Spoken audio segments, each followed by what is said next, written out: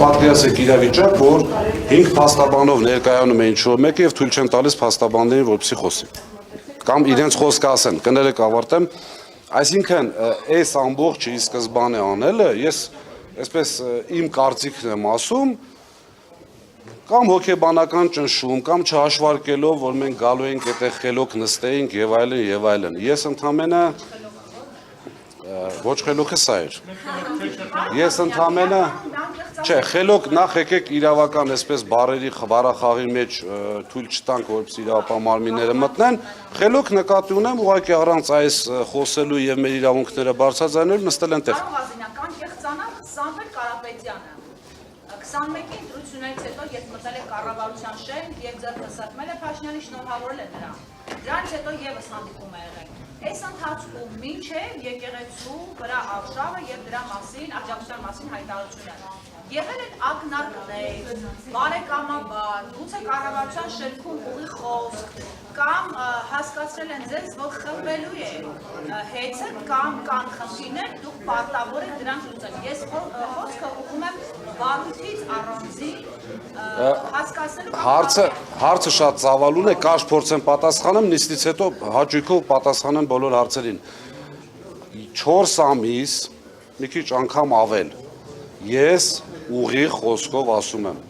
անգամ ակնարկ չի եղել։ Ենթադրվում է, որ ճիշտ եմ։ Ինչի համար, եթե այդպիսի ակնարկ լիներ, ինչ որ մեկը կասեր, որ գիտեք ինչ, Ղազինյան Դավիթին, մյուսին, սեփականատերերին մենք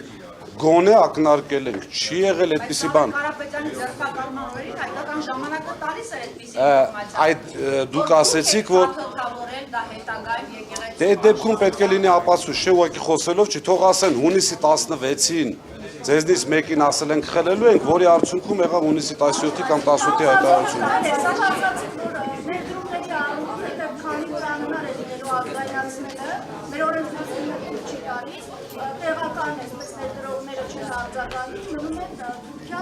Ես իմ կարծիքն եմ հայտնել բարոյական առումով։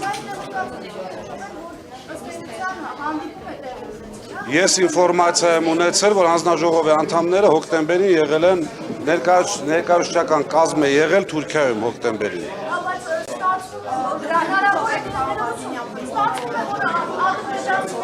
Ոչ միայն, նաև աշխարհաքաղաքական։ Ում է ձեռք տալիս սա ունենալը։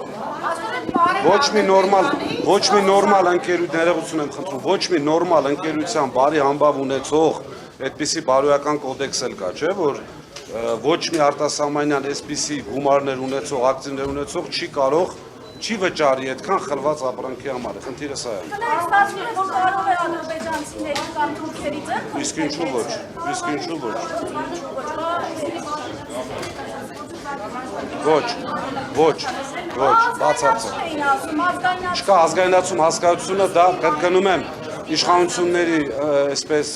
չքաղաքականացնենք նիստերի դահլիճում ենք հետո պատասխանենք։